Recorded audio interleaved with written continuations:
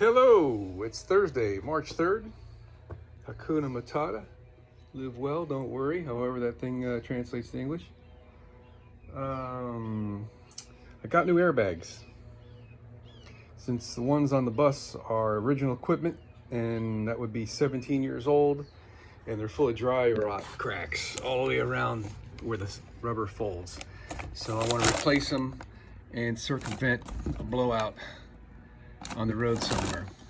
Hopefully these are the right ones, and this will be easy to install. All right, so I watched a couple YouTube videos, and I think what I'm gonna do, if I can, is put some blocks in the suspension so when I let the air out, it'll hold the bus up and give me more room to work. That's what I'm thinking. Let me take a look underneath. All right, so you can see the rot in it. It's just not worth taking a chance. I got those are aftermarket. These are Airliner from Freightliner. That's the name of the suspension. Going to Freightliner, these things were, Jesus, like $200 a piece.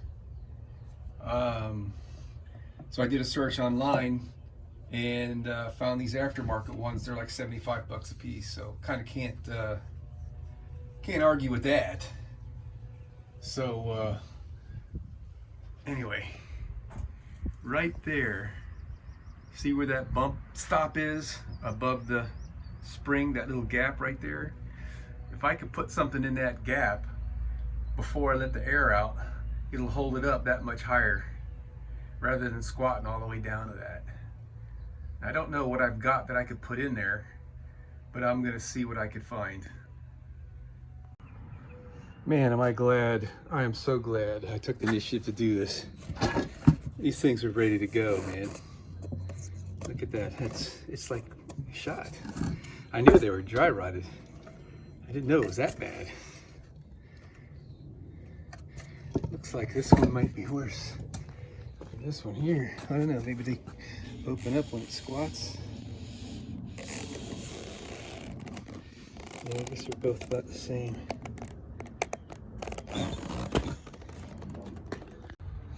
All right, this is going fairly well. I've got this one installed. I got the bolt on top tightened. There's only one bolt that holds it in place. It just sits up against the frame there, which is pretty cool. So what I did is I rocked it back and forth as I tightened the bolt to make sure that it was sitting flat. And to make this easy to put in, on these aftermarket ones, this stud is just threaded into the aluminum housing here. So I took the stud out, which shortens its length by damn near 3 inches. And when I did that, it just went right into place. I didn't even have to compress it at all. What I would have liked to have done, but I was afraid to do with the old airbags being as dry rotted as they were, I could have used the air ride control valve, which I've got disconnected right now. That's how I drain the air out. But I could have left the tanks full of air and pushed that thing up, and it would have jacked this thing up with the airbags higher, and I could have put one or two more pieces of plywood up in there so it would be raised up higher to make room for this. It would have sure made it easier to take the old ones out, but it wasn't that bad. I was able to compress them just by pushing up on this, and used a big pry bar like this to get the top piece compressed down to get the stud out of the top. But all in all, I mean, this is easy. The only thing left to do on this side is put the fitting in the top, and that's going to be this here 45-degree one. Probably I should have bought new ones. You know, I think I'll spray some oil in there to help that O-ring out. I forgot to mention earlier that the studs, they had Loctite thread locker on them, so I am replacing that. with another coat of thread lock after I wire brushed the threads. All right, man. Airbags are in. It looks like this one's got a little bit of a twist in it. I'm gonna have to loosen this and turn that a little bit and see if that ain't the case, that it's got a twist. But anyway, I'm gonna take this air control valve, the ride control valve, out because it's been leaking, and you could wiggle this rod right here and you could hear it intermittently leak. So I'm gonna see if I can take that thing apart and maybe replace some O-rings and grease it up, if that'll fix it. And if not, I'll buy a new one. They're like 78, 80 bucks at Freightliner. All right. All right, so it looks like just need a 7/16 on that side. What's on the other side here? All right, that wasn't so bad.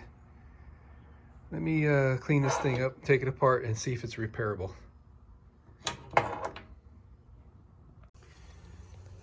Okay, it is repairable.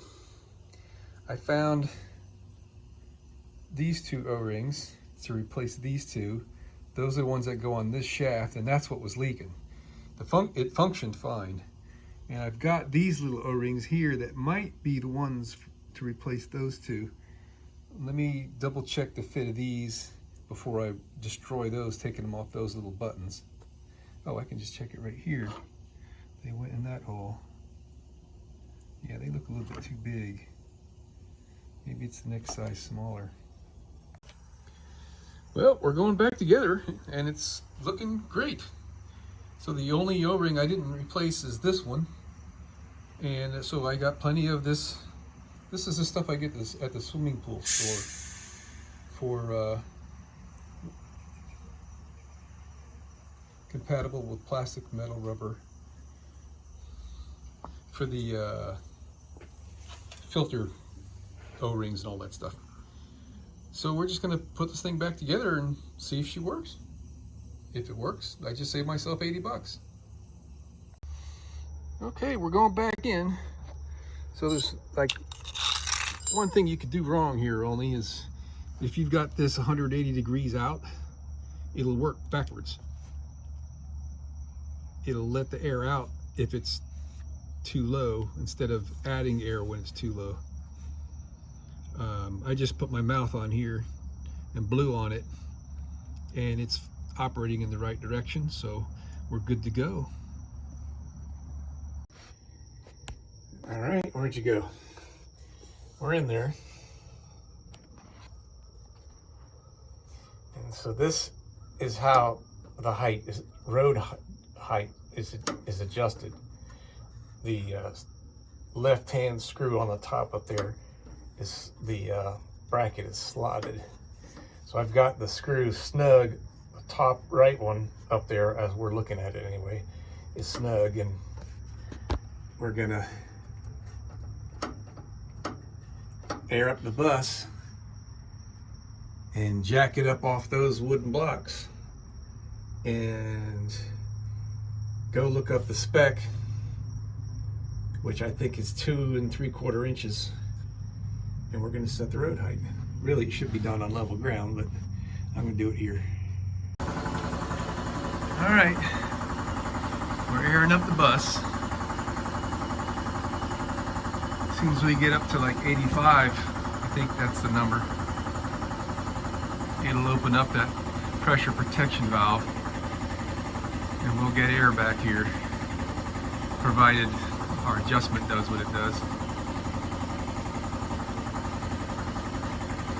I manually moved that adjustment for the lowest setting, which may not be high enough to open the valve and start to air up the airbags. We'll wait for the tanks on the bus to fill up here. Should just take a minute.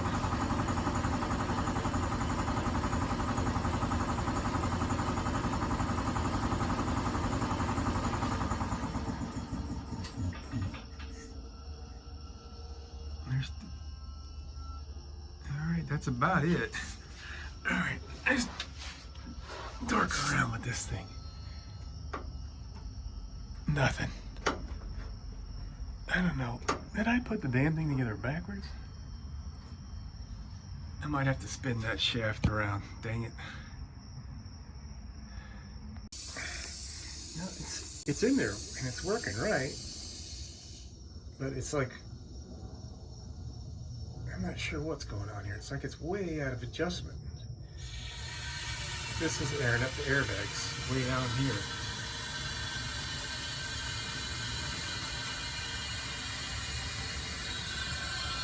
And airing up.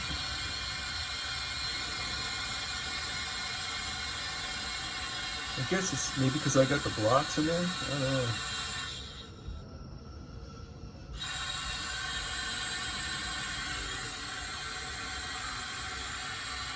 Yeah, I guess it's because the blocks are in there.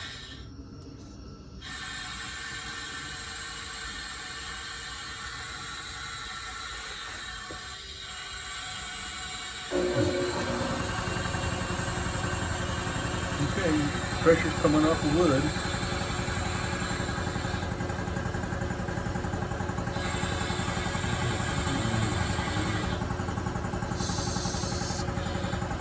Alright, I'm going to pull the blocks out of there.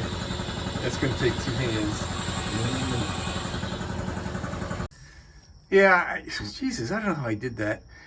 The shaft is 180 degrees out, just like I was saying, don't do that when you put it together, but I had my head on backwards, I guess. So now I got to take this nut off, turn that shaft 180 around, and we should be good to go.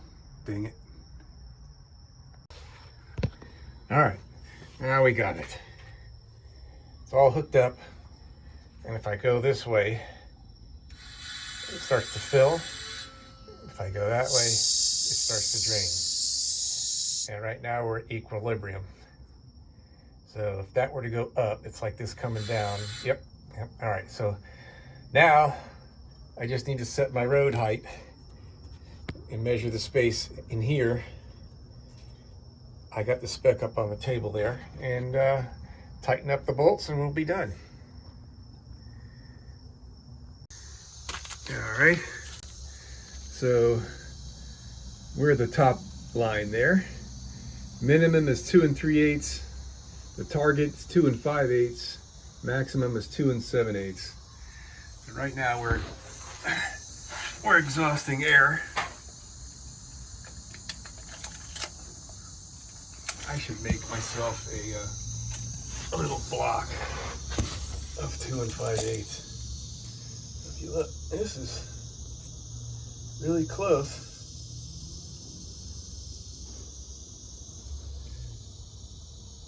I'm gonna just let that thing drain a little bit. It's almost stopped. It's probably right where it needs to be, right there. But yeah, I'm gonna cut a piece of wood. Maybe I'm gonna maybe